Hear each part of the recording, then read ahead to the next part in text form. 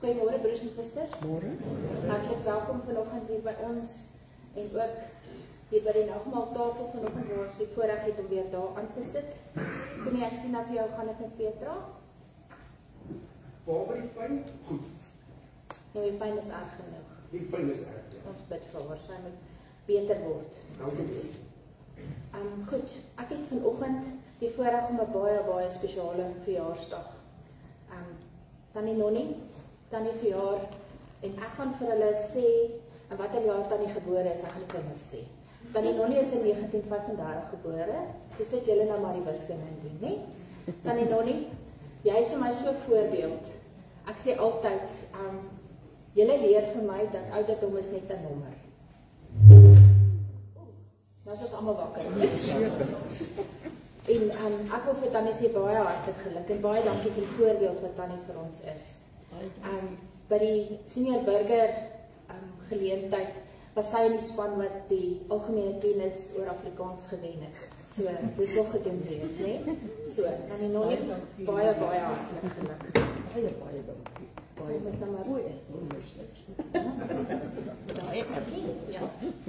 Kan ek gou sien of iemand anders is wat verjaar? Is Wilmarie te besonder? Jessica, Lou, ek nie. Die Oorendals hier, die ander Oorendals. Is nog Oorendals. Ek speel nie op my foon nie. Ek probeer net kyk waar se persoon afgesny wil voel. O my God, ek sal jou vergewe. Maar die lyn oor ons het ek ook gesien nie. Jy gaan vir Petra 'n stokkie meevat. You bet. Ek maar nog een, dan moet jy haar afval. Nee, ek gaan vra. Ja. As dan niemand anders wat hierdie week verjaar, wil ek nou kan bederf met 'n stokkie vanmôre nie. Goed. Sy het Sy het verlede week. Maar sy kan nog geen kry.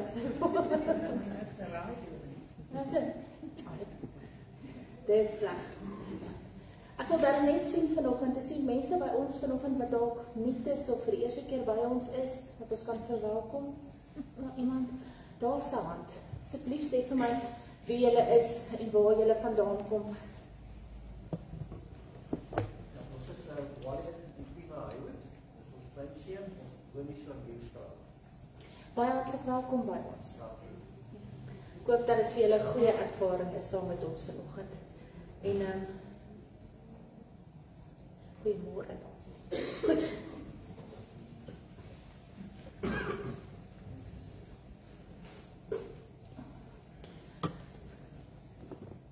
Ek sê maar net terwille van julle wat nuut is, die liturgie is hierso, maar is ook altyd daarbo. En ons staan net aan die begin en weer die loop van die erediens bly ons sit en aan die einde dan staan ons net weer. Goed, so en julle sal sien dat ek sê vanoggend vir Jaco daar agter, dit gaan julle besig hou met die skyfies met die skriflesing want dit is een van die langstes wat ek in 'n lang tyd opgegee het, né? So toe ek die liturgie op 2 bladsye probeer inpas, toe besef ek maar hierdie lang stuk wat ek nou hier maak dit vir my baie moeilik om dit so 'n bietjie in te pas. Maar goed. Kom ons raak rustig voordat ons begin met ons erediens en vanoggend bly ons sit tot voor die lofsang, soos julle daar kan sien. So kom ons word rustig en dan begin ons met ons erediens.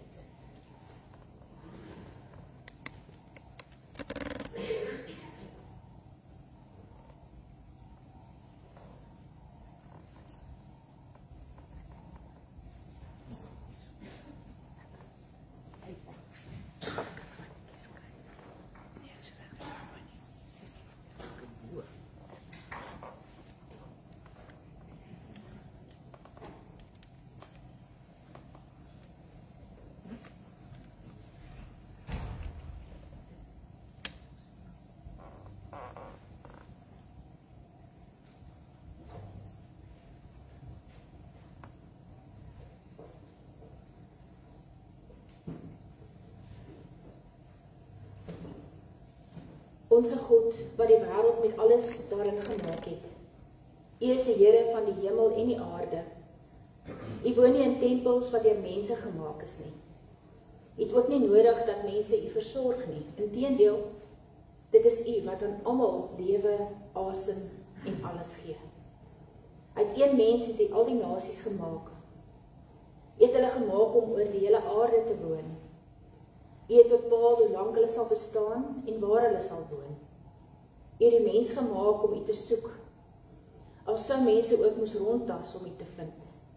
U is nie ver van enigeen van ons af nie. Want deur U lewe ons, beweeg ons en bestaan ons. Amen.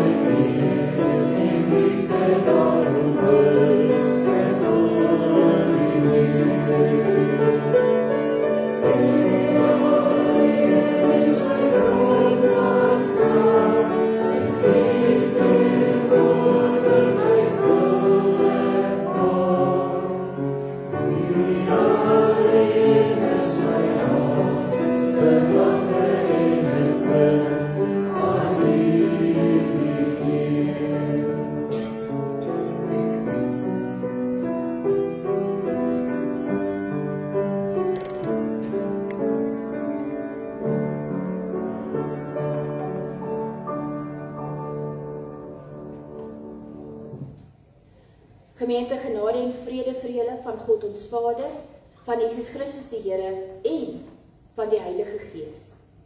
Amen. Amen.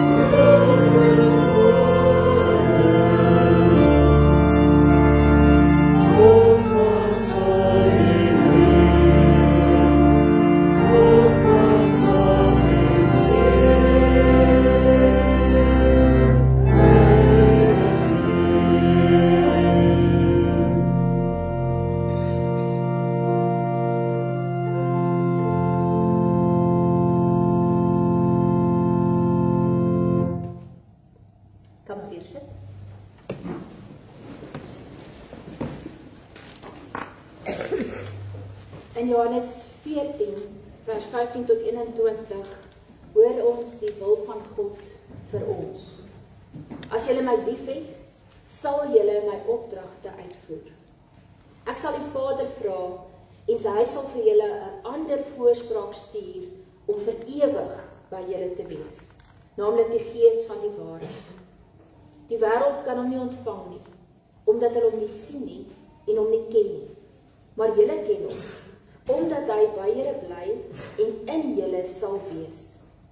Ek sal julle nie as weeskinders agterlaat nie. Ek kom weer na julle toe. Nog net 'n klein rukkie, en dan sien die wêreld my nie meer nie.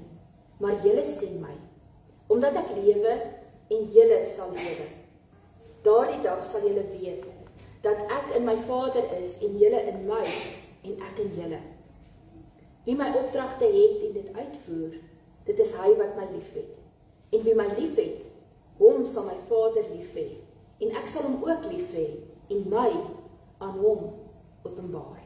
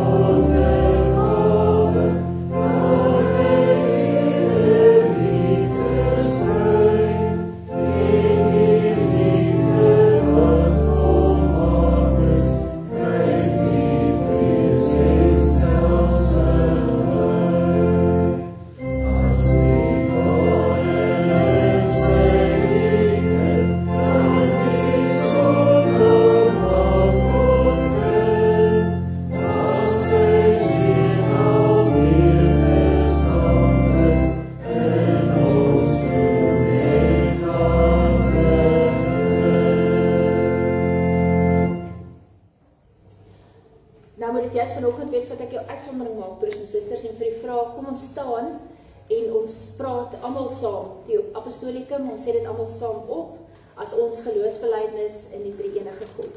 En dan bly jy staan oor vir die 450. Kom ons bely saam.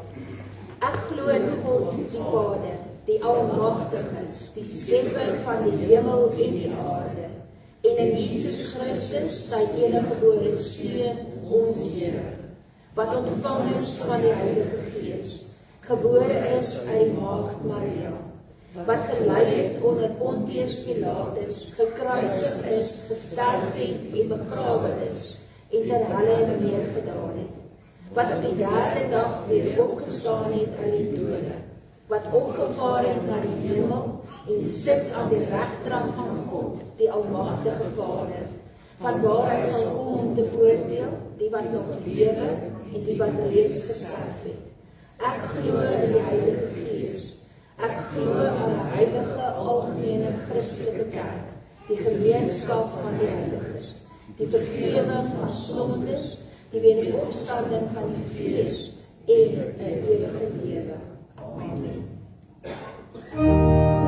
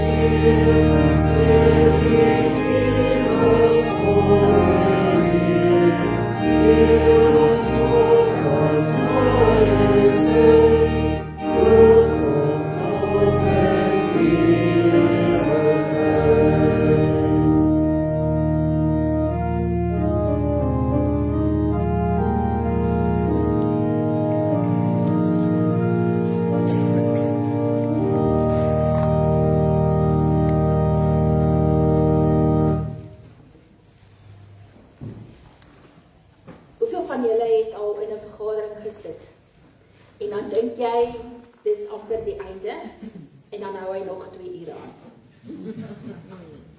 Hoeveel van julle het al in 'n erediens gesit en gedink die dominee gaan nou amen sê op sy preek of haar preek en dan gaan sy nog 20 minute aan. Dit voel vanoggend vir my so met hierdie gedeelte wat ons gaan lees. Het gaan oor 'n vergadering en daarom is dit lank. In Handelinge 18 en dit is in die 83 vertaling wat ek dit lees. Kom ons lees Handelinge 18. Ek het al gesê vers 1 tot 15, maar dit is eintlik vers 1 tot 21 wat ons saam lees. Daar het mense van Judea afgekom en die gelowiges wys gemaak. As julle nie die gebruik van Moses nakom deur julle te laat besny nie, kan julle nie gered word nie.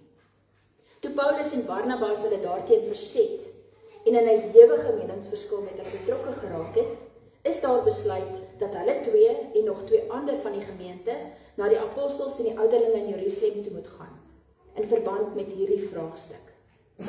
Nadat die gemeente hulle van die nodige vir die reis voorsien het hulle deur Fenisië en Samaria gegaan en vertel van die bekering van die heidene.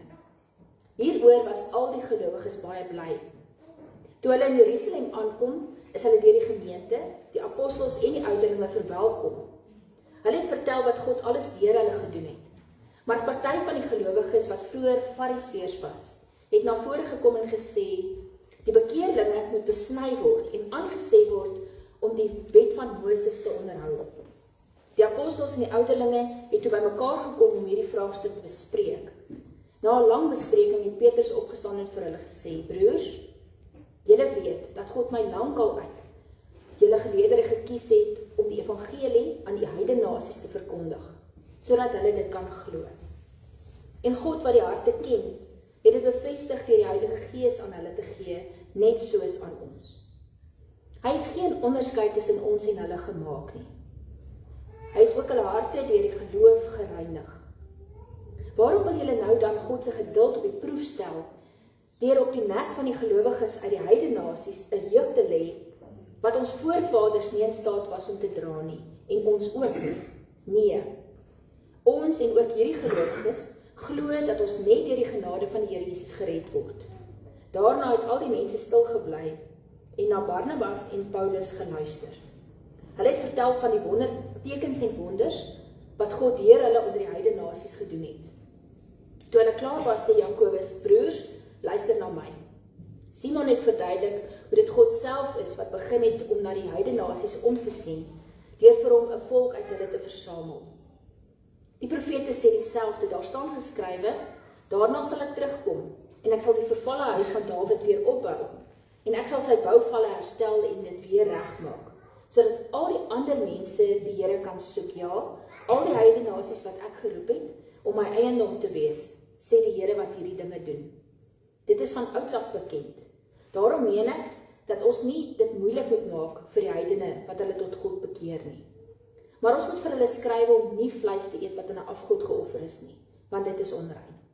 Dat hulle onsedelikheid moet vermy, geen dier wat verwrig is moet eet nie en ook nie bloed nie. Hierdie voorskrifte van Moses word immers van ouds af in elke stad aan die mense voorgehou. Elke Sabbatdag word dit in die sinagoges voorgelees. Ons lees tot sover vanoggend, broers en susters. Gelukkig is elkeen wat hierdie woord hoor en uit hierdie woord gaan leef. Ek wil so tong in die kies sê vanoggend, die kerk het dit al van vroegs af gedoen en doen dit vandag nog. Daar sal 'n bespreking wees en daar sal 'n stukkie konsensus wees en dan sal hulle hier op die einde net nog so 'n reël of 2 invoer, nê.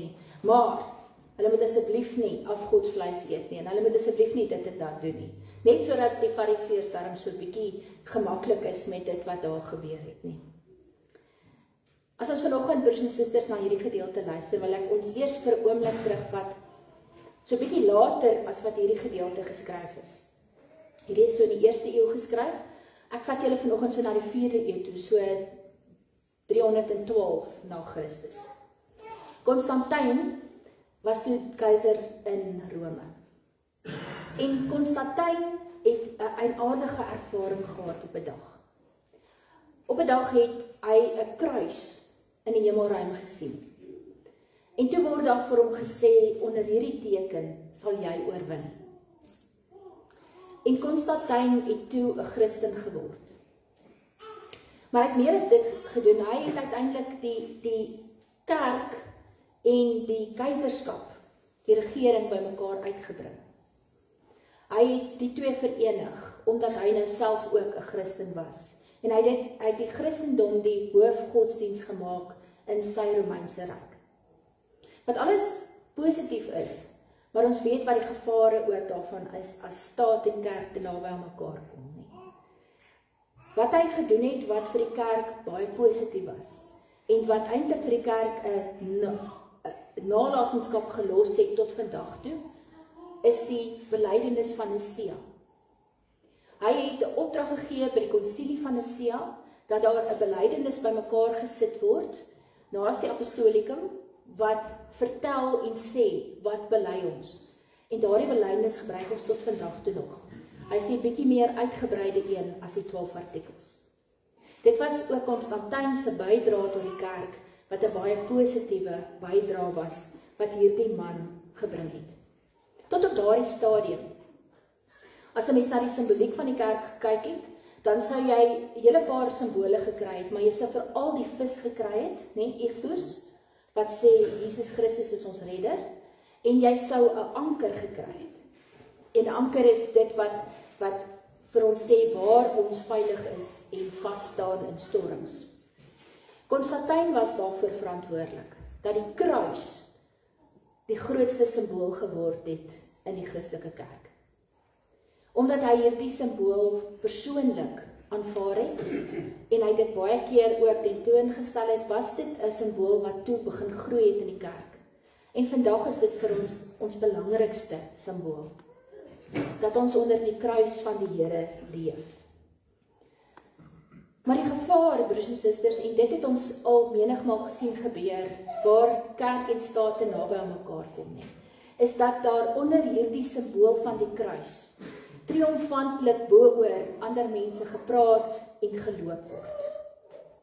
Dat staat begin dink het dat hulle met hierdie simbool en die krag van die kruis moet oorneem en oorwin en mense onderdruk. En uiteindelik moet ons vir onsself sê, dit is wat die kruis van die Here nooit mag beteken. Die kruis van die Here is nie 'n triomfantelike oorwinning, trap op mense, praat oor mense nie. Die kruis van die Here herinner ons almal dat ons in diens van die Here en van sy genade staan. Waar die kruis die simbool is van Jesus wat sy lewe vir ons gegee het, is dit vir ons 'n simbool wat ons herinner daaraan dat ons in sy diens staan. En dat ons nooit uit selfsug en eie geregtigheid mag optree nie. Maar moet vra, hoe kan ons die Here dien? En dit is wat hierdie vergadering, hierdie groot gesprek in Jerusalem, die heel eerste vergadering of konsilie wat ons van weet, in Jerusalem reg gekry het. Toe hulle begin praat oor hierdie vraagstuk wat hulle het, van nou het die kerk begin uitbrei, teen 'n spoed wat hulle nie kon voorsien nie.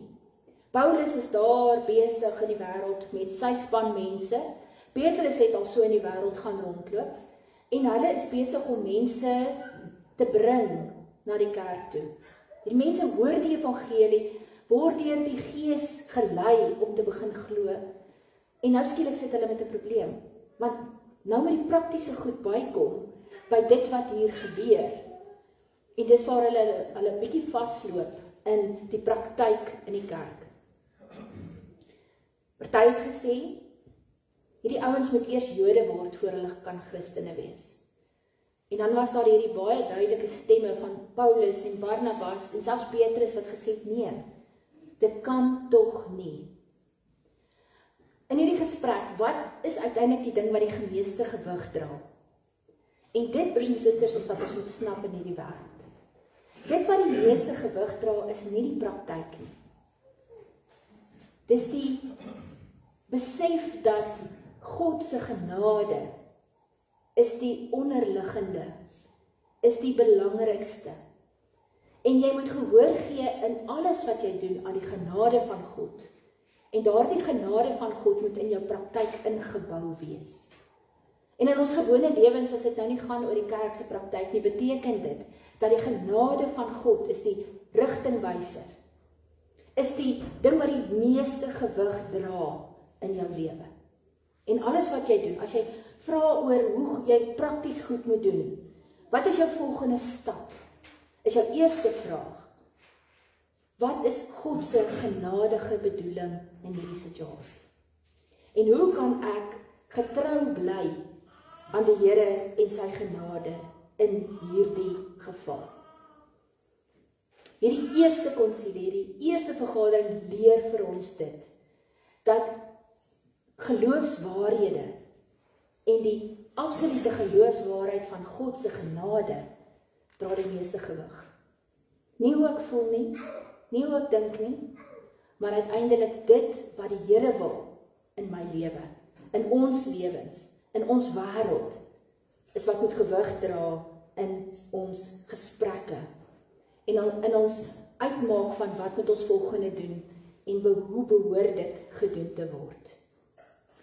Hierdie leiers het so mooi agtergekom dat die Here aan hulle genade bewys het. Die Here het hulle verlos van die juk van die wet en al hierdie duisende reëls wat hulle gehad het om na te kom.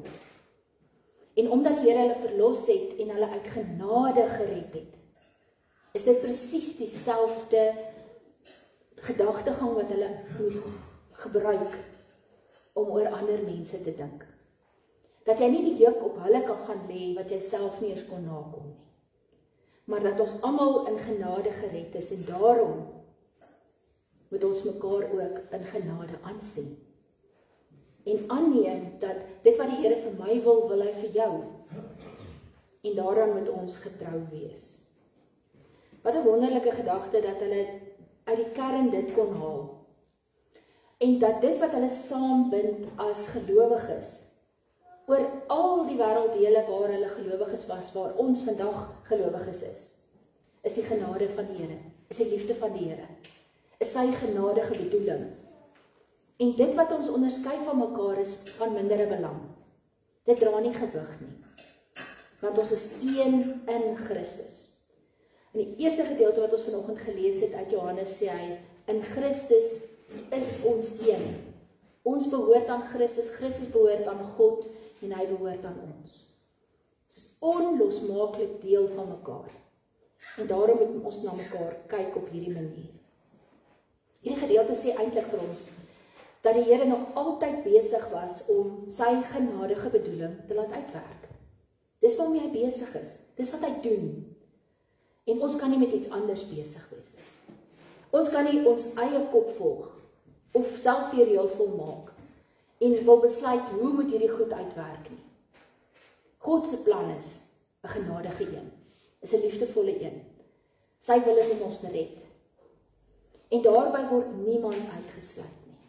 En durf ons nie onderskeide maak en mense uitsluit en besluit wie deel aan God se genade en wie nie. Ons is net die ouens wat hierdie boodskap moet dra en dit moet gaan leef. En ja, broers en susters, in die lewe van die kerk en in ons eie lewens as gelowiges is die eindpunt van hierdie pad waarop ons is nie altyd duidelik nie. Partymal voel dit vir mense jy tas bietjie in die donker, nie?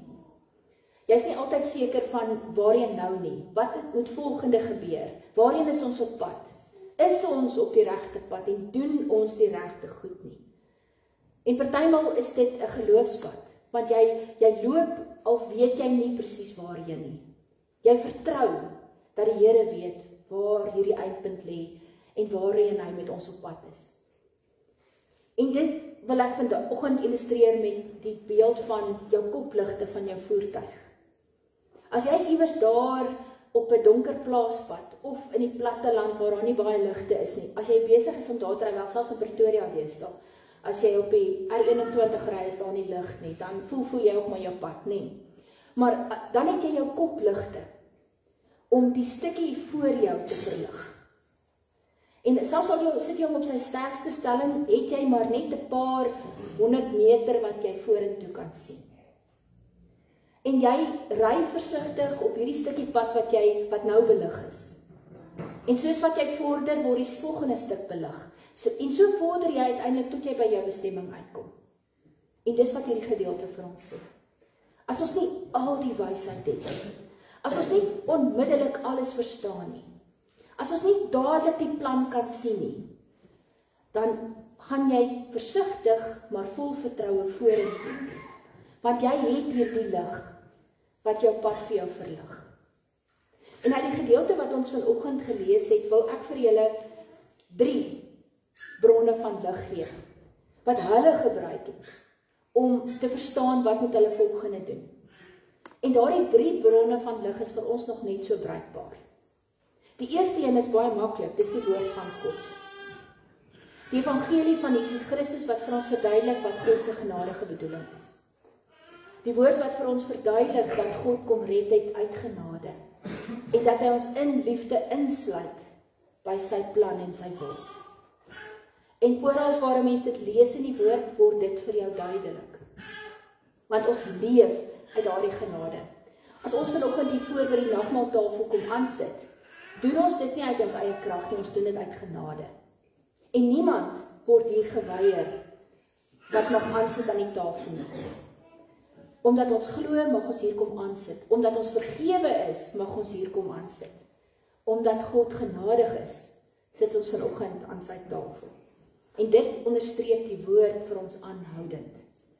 So die eerste bron van lig wat ons het, wanneer ons onseker is oor wat volgende is, die woord van God.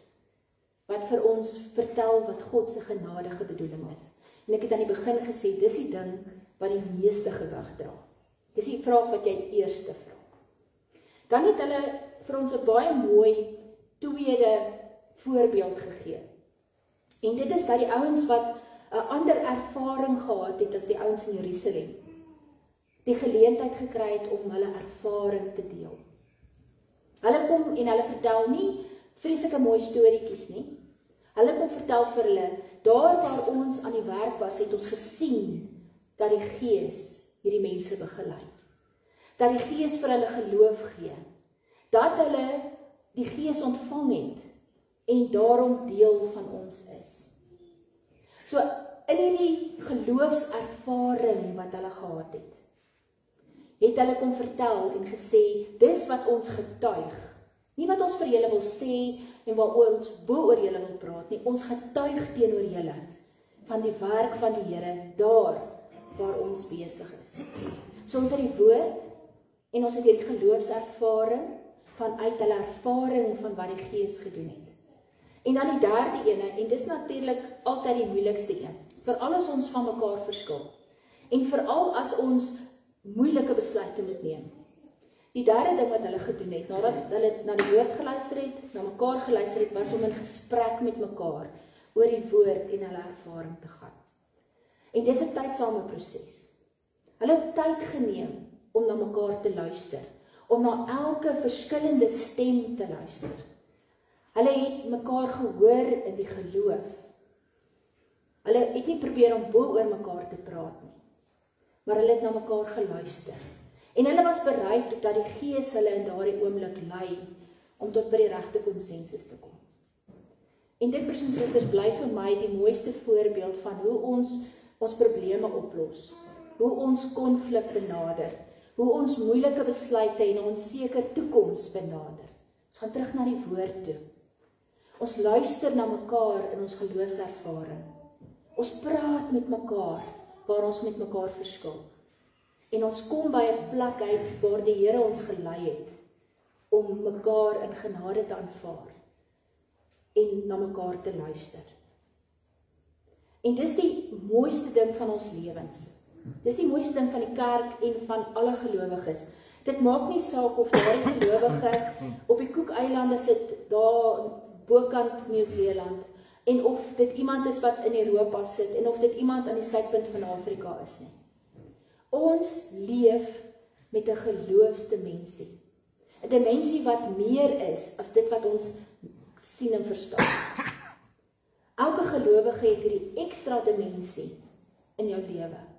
En dit is om jou hele lewe te sien deur die bril van die woord van God en die genade van God. Om nie aan goed soos toeval te glo nie, want dis nie toeval nie, dis God. Om te vertrou dat die Here teenwoordig is by ons en met ons op pad is. En om dan hierdie bronne van lig wat die Here vir ons gegee het te gebruik, om ons moeilike situasies op te los, en ons onsekerheid uit te dryf. Dat ons sal luister na die woord, dat ons sal luister na mekaar se getuienis, en dat ons met mekaar daaroor sal praat, en die moed sal hê, om diep gesprekke te hê, oor die goed wat regtig vir ons moeilik is. Ons staan onder die gesag van die kruis. Die begin het ek gesê, dit is ons belangrikste simbool. Die kruis wat vir ons leer, dat ons diensbaar moet wees. Jesus wat aanhoudend vir ons sê, as jy eerste wil wees, moet jy laaste wees. En moet jy dien. En moet jy lief hê. En moet jy versorg. En dit is die dimensies waarmee ons in ons lewe leef. Om anders te kyk en anders te luister en anders te doen, omdat ons aan die Here behoort. En dan beteken dit, verhoudings is belangriker as reëls. Mense is belangriker as goed. As jy met 'n geloofste mens leef, dan beteken dit jy kyk na ander mense, jy weet jy is kwesbaar, jy weet jy is sondig, ander mense is ook kwesbaar en sondig. En dat ons mekaar in genade aansien. En nie bo oor mekaar probeer loop in die naam van die Here en van die woord en van die kerk nie. Wat beteken die kruis uiteindelik as simbool vir ons? Dat ons onder die leiding van die woord en die gees lewe. Dat ons uit genade alleen hier is. En dat ons mekaar aansien in daardie genade en in die liefde van die Here. Ons moet bereid wees om so te leef dat ons luisterend leef. Ons luister na die gees, ons luister na die woord, ons luister na mekaar. En daaruit onttrek ons die waarheid in ons eie lewens en leef ons hierdie waarheid tot eer van die Here.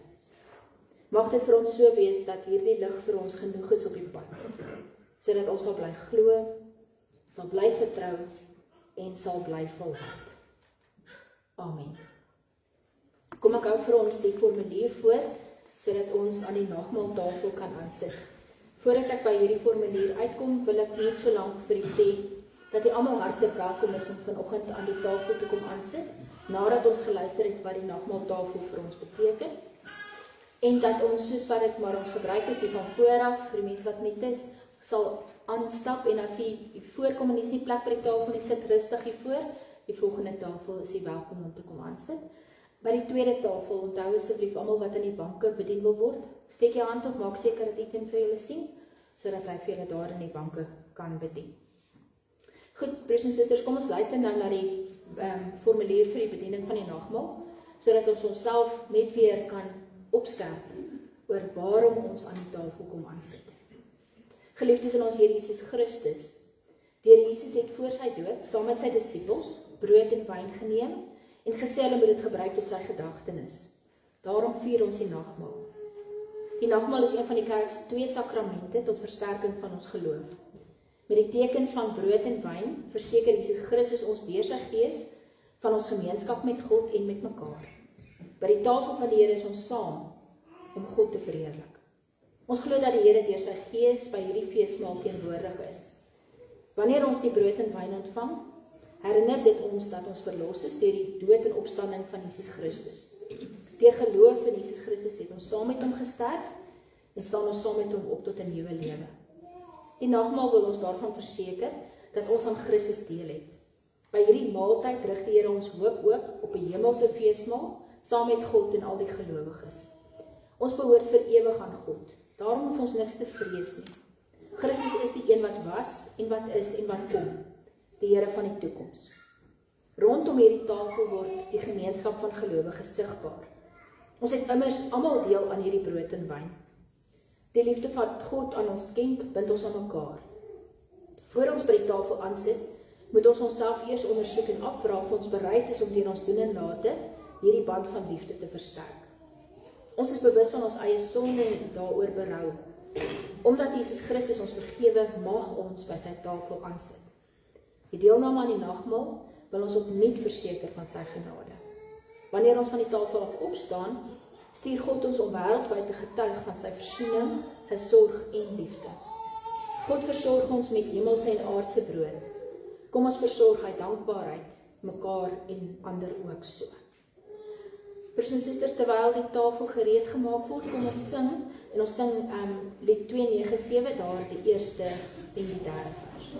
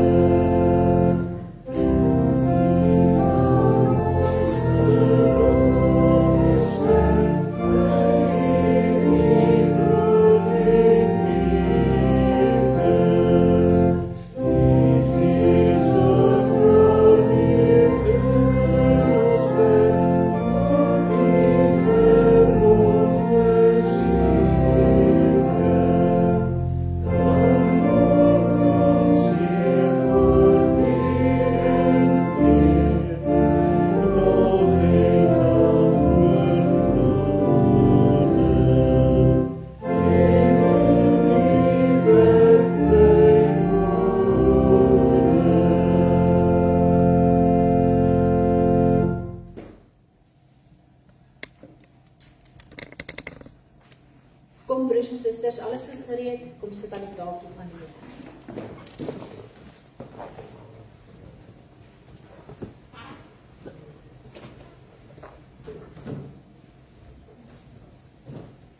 Trek maar net die stoele uit. Julle kan dit sommer so uitgetrek los.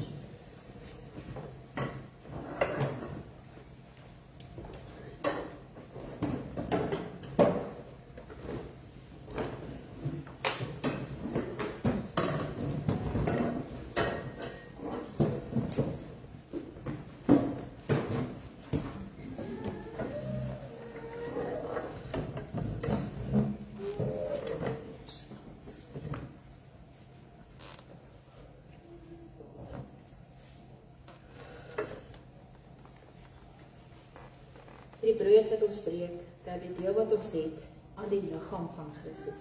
Neem en eet almal daarvan.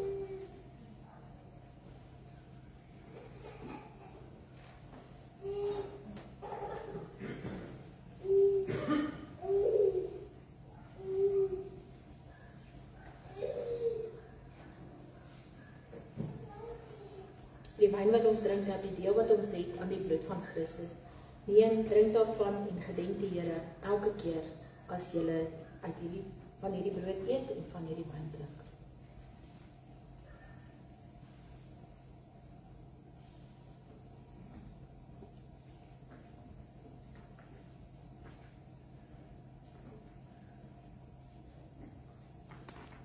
Kom ons sing, broers en susters, ons sing die eerste lied van 491. Ek het Jesus lief, hy is my lig en krag.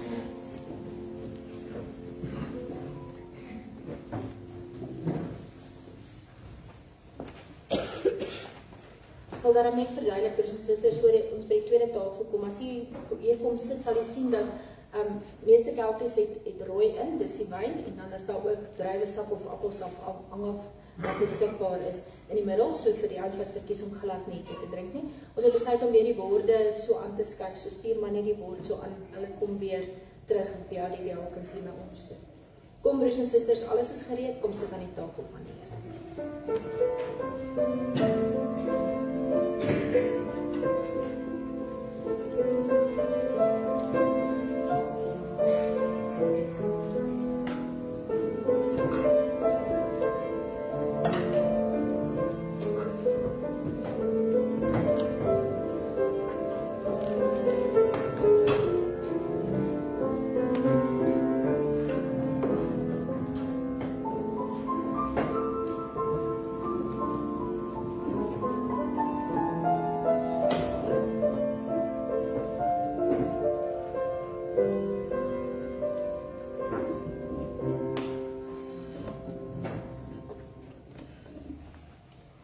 Wat ons eet, dat die deel wat ons het aan die liggaam van Christus, neem en eet almal daarvan.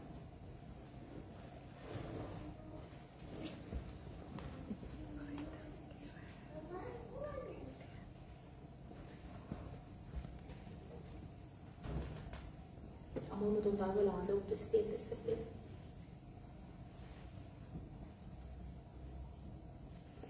Wyn wat ons drink, dat die deel wat ons het aan die bloed van Christus, neem en drink almal daarvan.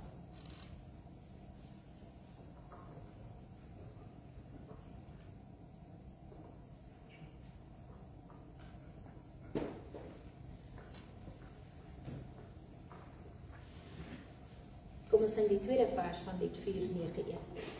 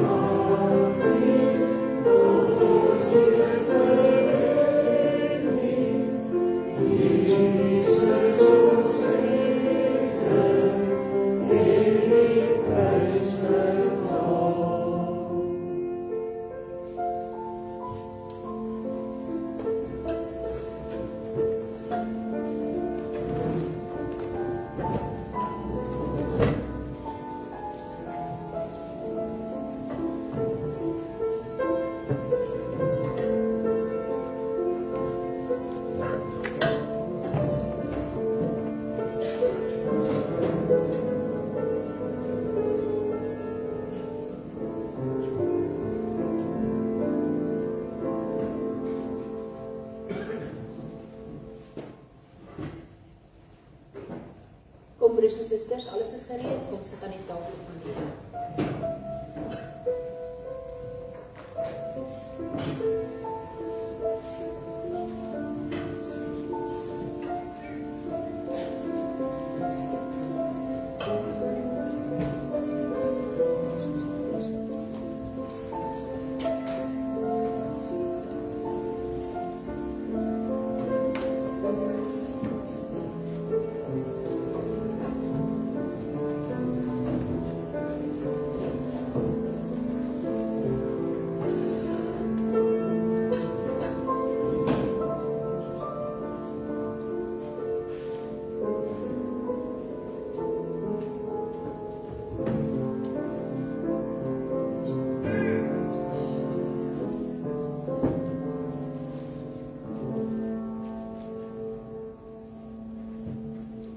Seker maak, broers en susters, wie moet nog aan die tafel kom aansit? Want daar's nog iemand, dankie. Brood wat ons breek, dat die deel wat ons het aan die liggaam van Christus.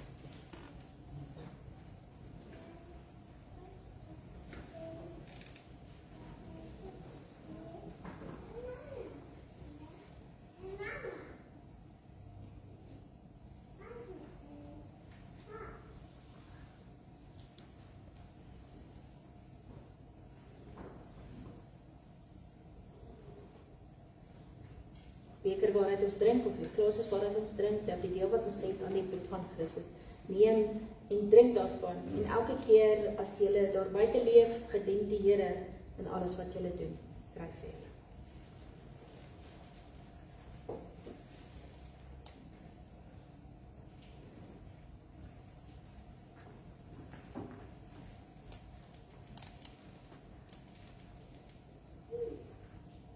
Kom ons sing die derde vers van Lied 491.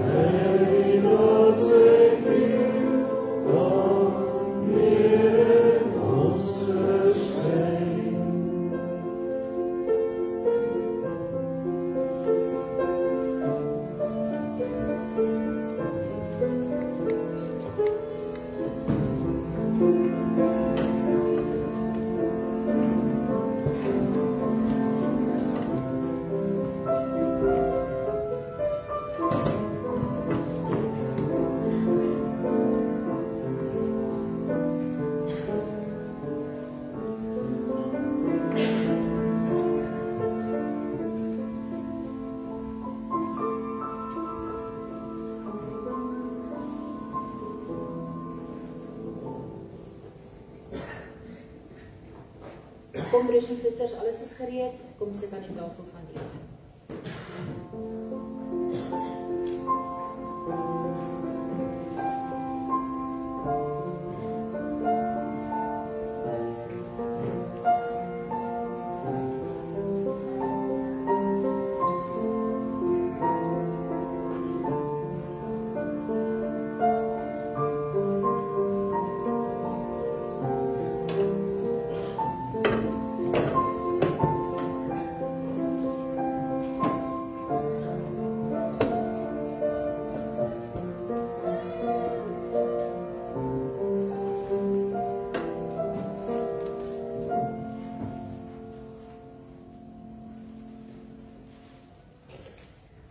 En ek sien net almal geleentheid gehad, nog iemand wat wil kom aansit nie. Brood wat ons breek, dat die deel wat ons het aan die liggaam van Christus.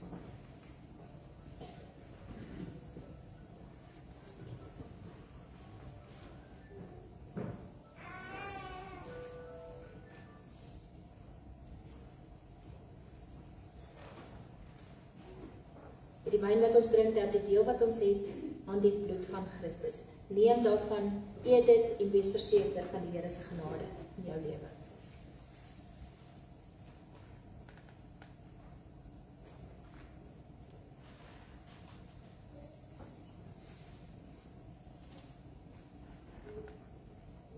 Kom ons sing die 4de en die 5de vers van Lied 491 as afsluiting. Amen.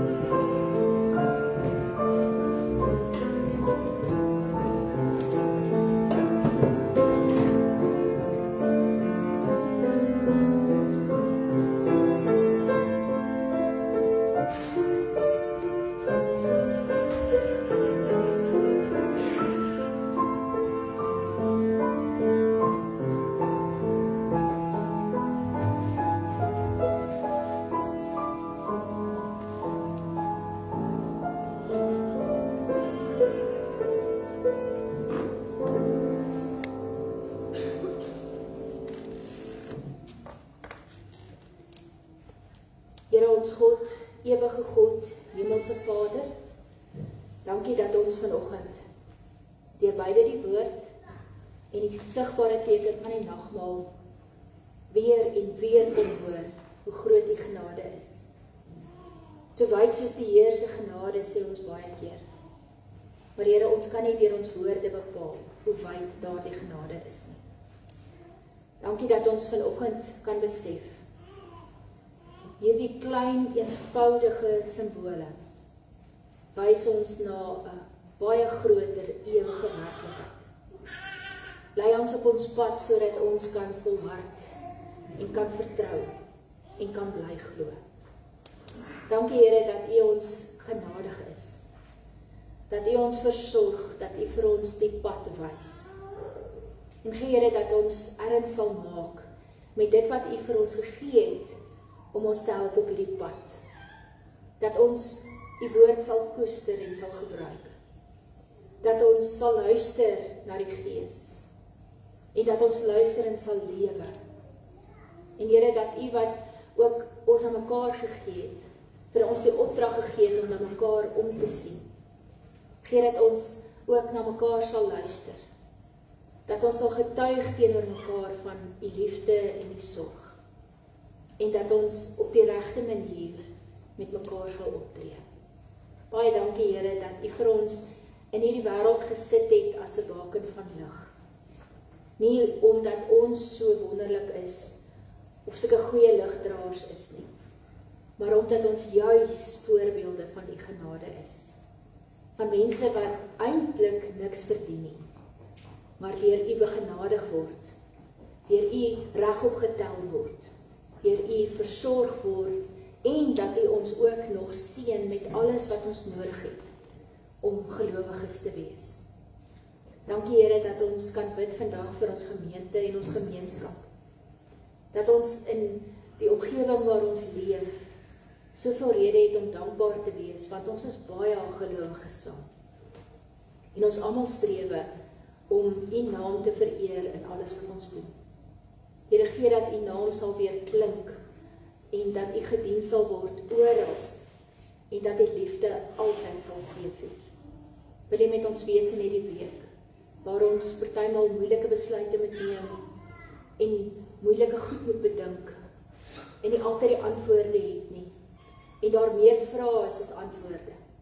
Wil ons vra Here dat U vir ons geduldig sal maak, dat U ons sal leer om te volhard en te vertrou en dat U vir ons sal leer om die lig wat ons het te gebruik na die beste van ons vermoë om reg te besluit en reg te doen en aan mekaar goed te doen.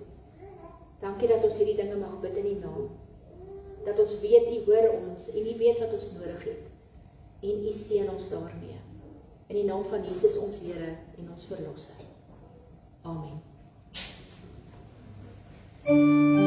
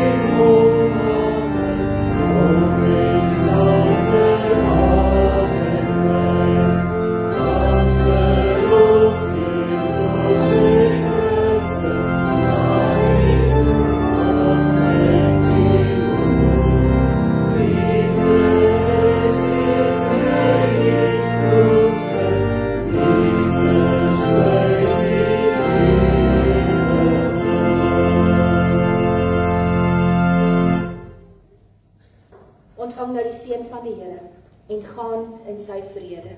Die genade van ons Here Jesus Christus, die liefde van God en die gemeenskap van die Heilige Gees sal by julle elkeen wees. Amen.